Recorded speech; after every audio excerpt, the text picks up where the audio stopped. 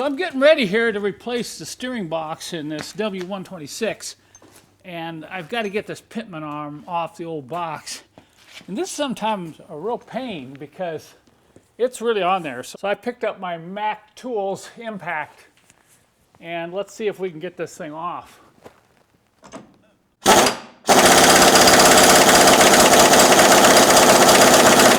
Ain't working. I know I could get a 3/4 inch air impact or a 1 inch, but man, those things are heavy. You got to see my air impact, didn't pull it off. Let's try my new tool here.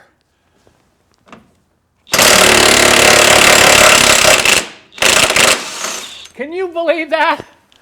Not only did it come off with less effort, look at the noise level. Well, you can see why I'm so excited about this new DeWalt electric impact. So I told you yesterday, I said, let's put it to the real test. This crank bolt here is in there with about 250 foot-pounds of torque. So if this baby pulls that out, I'm going to be dancing around the shop today.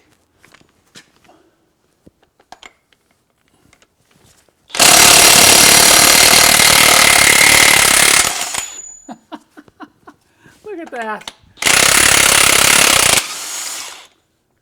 All right, it passed the test.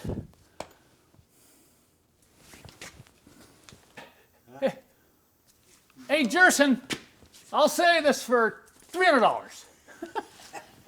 You know, in the past, I've often done these Tool of the Week videos. Well, I have to admit, this is the Tool of the Year for me, okay? Now, I'm not getting paid by DeWalt.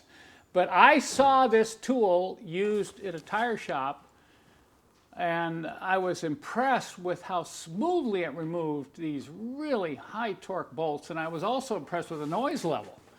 So I think you just got to see why I'm so enamored with this tool right here, and I guarantee you probably by the end of 2019, this year, I will get rid of all my air tools and go all electric here at Mercedessource.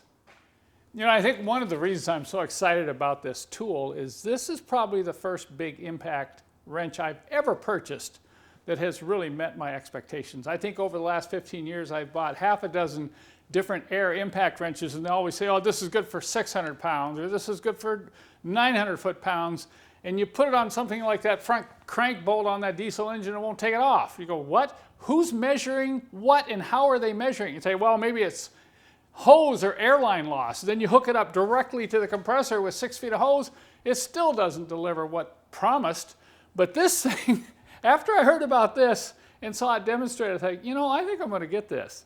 Now, once again, you're going to think I'm trying to sell this tool, but no, it's pretty amazing. Imagine running around the shop not having to drag the air hose, particularly when you're pulling 4 tires and wheels.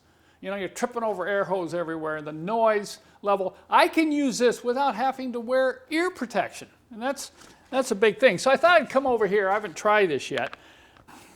I'm going to set this on number 1. There's 3 settings. So I'm going to put it on number 1 here, and let's see if it takes these lug bolts out. Okay, so it won't take the lug bolt out at number 1. So this would be something for, you know, where you want to massage the torque. Maybe something you're worried about stripping by spinning it off too quickly. So I'll put it on number 2. Notice how it has a nice light too. I'll put it on number 2. See, it just spun it right out. See how quiet that was? So if I were going to put the lug bolt back in, let's set it back to number 1. And I'm going to run the lug bolt in. Now, how much torque does that have? Let's find out. This may be a really good way to tighten up all your lug bolts before you apply the torque wrench. Okay, if I can loosen this up by holding the wheel by hand, I know I'm not at 75 foot-pounds. Look at that. See, these other ones, I can't get them off. So at number 1 setting, in the future, I'll be using that to tighten all the lug bolts, and that's going to put me real close to 75 or 80 foot-pounds for the final torque by hand. All right. Now, the other thing is, imagine throwing this in the trunk of your car on a long cross-country trip. Or I would specifically recommend you have one of these in your car if you ever take your car to a tire shop and they install new tires, because you're going to probably need this to get those lug bolts off. Some of you know what I'm talking about here.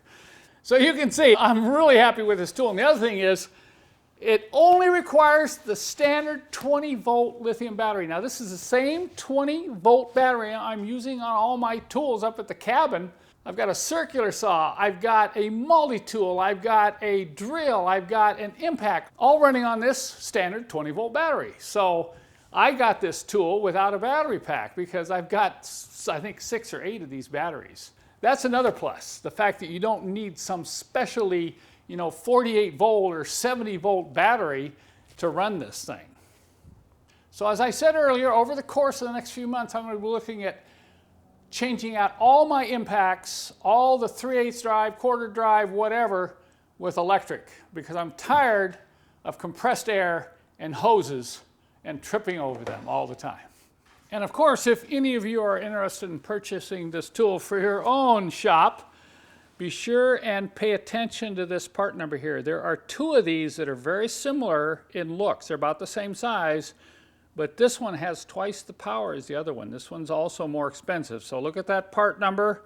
These are available, of course, on Amazon and a lot of places online, as well as some of your major box stores.